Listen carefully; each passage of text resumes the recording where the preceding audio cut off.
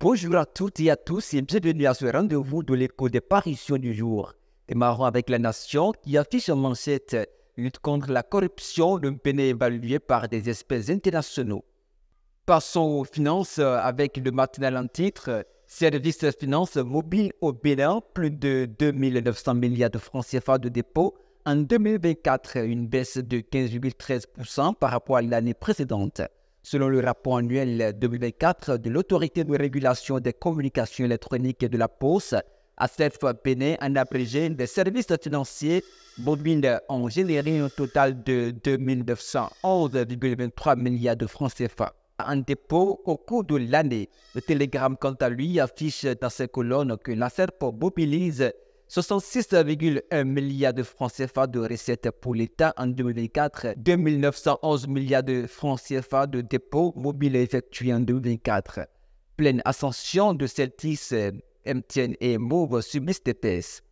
Des finances, passons au social d'Abarou.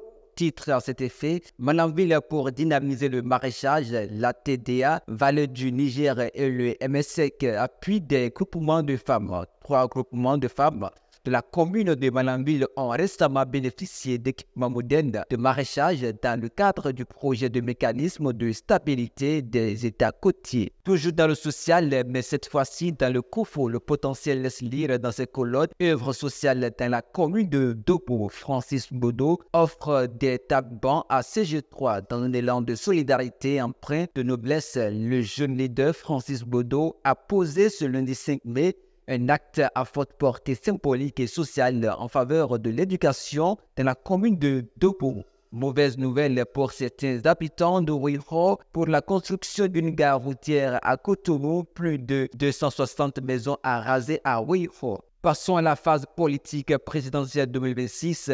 Thomas Poniyayi et Patrice Talon vers un duel par procuration, tire le quotidien Le Matin. Les élections présidentielles de 2026 au Bénin se dessine déjà comme un affrontement majeur, même si les principaux acteurs ne seront pas directement sur le terrain.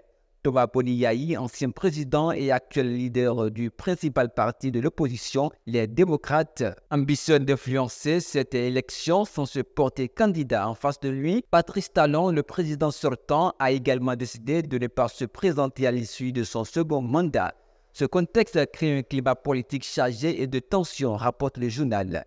Le Télégramme, toujours en politique, affiche à l'oreille droite possibilité pour les partis politiques d'avoir les procès-verbaux. La Cour a une décision sur le code électoral. Autre suite à la sortie médiatique du porte-parole du gouvernement qui a fait mention des supposées officines de déstabilisation au Bénin, le parti Les démocrates exige des clarifications, affiche le journal à l'oreille gauche. Dans le domaine de la recherche et de développement, Nord-Sud quotidien titre Fari 2025.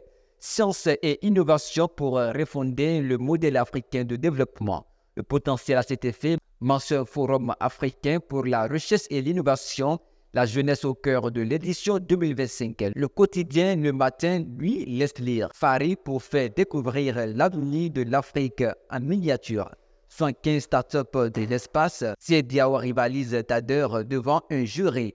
Dossier cybercriminalité, opération pour le filet, dans l'Atlantique, le CNIN interpelle 12 cyberdélinquants à Abomey-Calavi, Ouida et Alada. Parmi eux, au nom de la divinité Tron, pris entre incantation et arnaque en ligne. Toujours en cybercriminalité, un cybercriminel se livre à la police à la demande de sa conjointe. Ainsi prend fin cette revue de presse que nous vous remercions d'avoir suivi. Au revoir.